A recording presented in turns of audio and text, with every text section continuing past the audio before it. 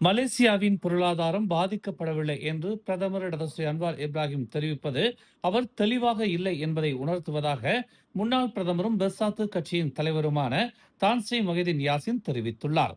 கடந்த 2020ஆம் ஆண்டு தாம் பிரதமராக பொறுப்பேற்றதும் கோவிட் தொற்று தொடங்கியது. கோவிட் பரவினால் நாட்டின் பொருளாதாரம் பாதிக்கப்படும் என்று தெளிவாக தாம் சிந்தித்து எடுத்த முடிவுதான் MTEN எனும் தேசிய பொருளாதார நடவடிக்கை குழு என்று அவர் கூறினார். இப்போது இஸ்ரேல் ஈரான் போரில் அமெரிக்காவும் சம்பந்தப்பட்டுள்ளதால் உலக நாடுகளின் பொருளாதார பரிவர்த்தனைகளும் பாதிக்கப்படும் என்பதை அன்வார் உணராமல் நாட்டின் பொருளாதாரம் சீராக இருப்பதாக தெரிவித்திருப்பது அன்வாரின் ஆளுமை கேள்விக்குள்ளாவதாக முஹிதீன் யாசின் கூறினார். 1997ஆம் ஆண்டும் நாட்டின் பொருளாதாரம் சீர்குலைந்த போது இதே MTEN எனும் தேசிய பொருளாதார நடவடிக்கை குழு அனைத்து துறைகளையும் ஒருங்கிணைத்து பொருளாதாரத்தை கட்டுப்படுத்தியது. அதேதான் 2020 கோவிட் அவசர காலத்தின் போது செய்யப்பட்டது என தான்ஸ்ரீ மொஹிதீன் யாசின் நினைவூட்டினார். இந்த தேசிய பொருளாதார நடவடிக்கை குழு அரசு சார்ந்த நிறுவனங்களையும் தனியார் நிறுவனங்களையும் ஒருங்கிணைத்து அதன் மூலம் பெறப்படும் வருவாயை மக்களின் அன்றாட தேவைகளை பூர்த்தி செய்ய பயன்படுத்துவதற்கான ஒரு முறை என்பதால் வெளிநாட்டு இறக்குமதிகள் இல்லாமல் தற்காலிகமாக இந்த திட்டத்தை அன்வார் செயல்படுத்த வேண்டும் என்றும் தான்ஸ்ரீ மொஹிதீன் யாசின் வலியுறுத்தினார். தேர்தலின் போது தாம் அளித்த வாக்குறுதிகளை நிறைவேற்றி வருவதாக பினாங்கு மாநில முதலமைச்சர் சவுகோன்யோ தெரிவித்துள்ளார். பினாங்கு மாநிலத்தின் நிலைத்தன்மையை பாதுகாப்பதும் மக்களின் நல்வாழ்வை உறுதி செய்யவுமே இந்த முதலமைச்சர் பொறுப்பில் தாம் இருப்பதாக அவர் தெரிவித்துள்ளார். பினாங்கு மாநிலத்தின் வருவாயை அதிகரிக்க வெளிநாட்டு நிறுவனங்களை மட்டுமே நம்பி இருக்காமல் உள்நாட்டு உற்பத்திகளிலும் கவனம் கொள்ள வேண்டும் என்றும் அவர் வலியுறுத்தினார். தற்போது நிலவும் இஸ்ரேல், அமெரிக்கா, ஈரானுக்கு இடையிலான போரால் உலக நாடுகளின் பொருளாதாரம் மெல்ல மெல்ல சரிந்து வருகிறது.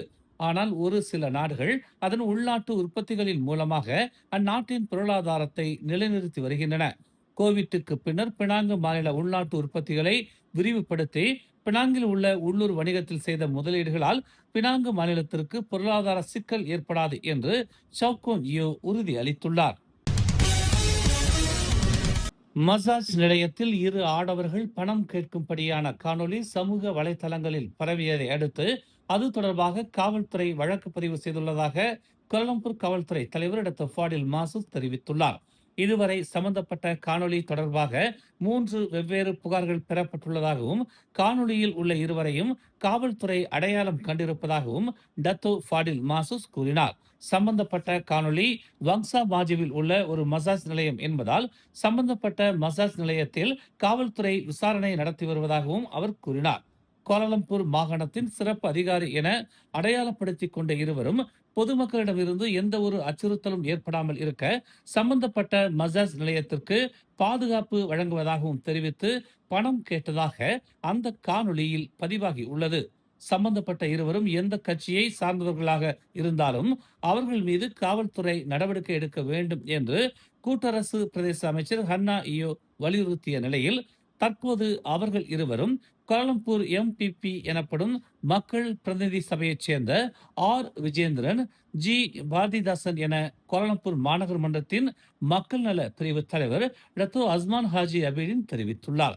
அவர்கள் இருவரும் சம்பந்தப்பட்ட பொறுப்பிலிருந்து முழுமையாக நீக்கப்பட்டிருப்பதாகவும் அவர்கள் இருவர் மீதும் காவல்துறையும் லஞ்ச ஊழல் தடுப்பு ஆணையமும் நடவடிக்கை எடுக்க வேண்டும் என்றும் PKRின் கோலாலம்பூர் மாகாண தலைவருமான டாக்டர் அஸ்மான் ஹாஜி அபீடின் தெரிவித்தார். மஇகா பாரிசான் நேஷனலுடன் கூட்டணியை நீடிப்பதாக கூறியதை அடுத்து மஇகா தனது நிலைப்பாட்டை தெளிவுபடுத்துமாறு பெரிகாத்தா நேஷனல் கேட்டுக் கொண்டுள்ளது. கூட்டணியில் இணைவதற்கான அழைப்பு குறித்து முடிவெடுக்க மஇகாவுக்கு எதிர்க்கட்சி கூட்டணி அவகாசம் வழங்கி இருந்தாலும் இந்த விவகாரத்தை கால வரையின்றி தீர்க்கப்படாமல் விட்டுவிட முடியாது என்று பெரிகாத்தா நேஷனல் பொதுச் செயலாளர் தக்யுடின் ஹசான் தெரிவித்துள்ளார்.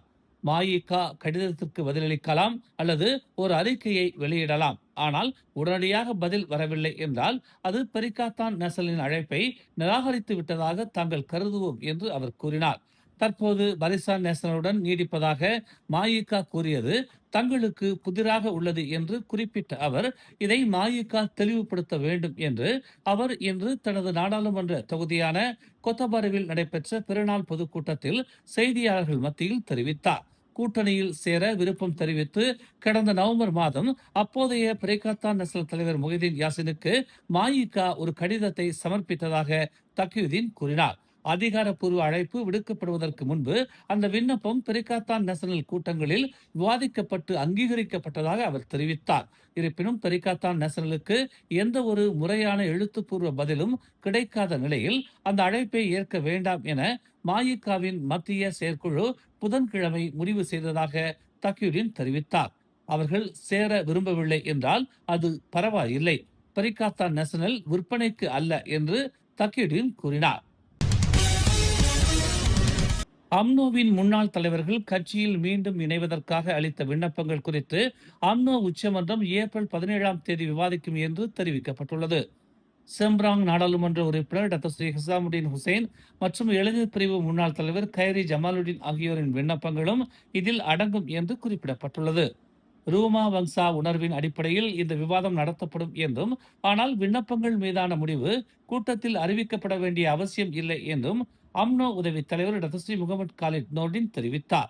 கட்சியில் மீண்டும் இணைய விரும்பும் முன்னாள் தலைவர்கள் அல்லது உறுப்பினர்களுக்கு எந்த காலக்கெடுவும் நிர்ணயிக்கப்படாததால் விண்ணப்பங்கள் இன்னும் சேகரிக்கப்பட்டு வருவதாக அவர் கூறினார்.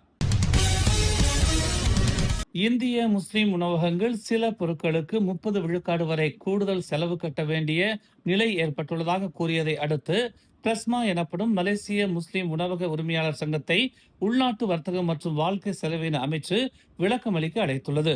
அமைச்சின் அமலாக்க பிரிவு தலைமை இயக்குனர் பிரஸ்மாவை அழைத்து அவர்கள் முன்வைத்துள்ள குற்றச்சாட்டுகளுக்கான ஆதாரங்கள் மற்றும் தரவுகளை சமர்ப்பிக்க சொல்ல உள்ளதாக தெரிவிக்கப்பட்டுள்ளது.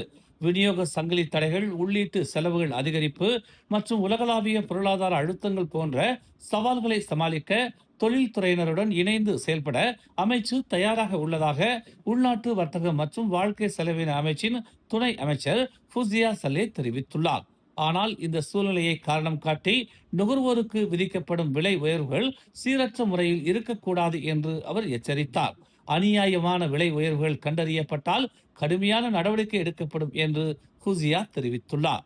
மார்ச் 26 வெளியான செய்தியில் பிரஸ்மா தலைவர் மோசின் அப்துல் ரசாக் சில பொருட்களின் விலை 10 முதல் 30 விழுக்காடு வரை உயர்ந்ததால் இந்திய முஸ்லிம் உணவகங்கள் உலகளாவிய பொருளாதார அழுத்தங்களை எதிர்கொண்டு வருவதாக கூறியிருந்தார்.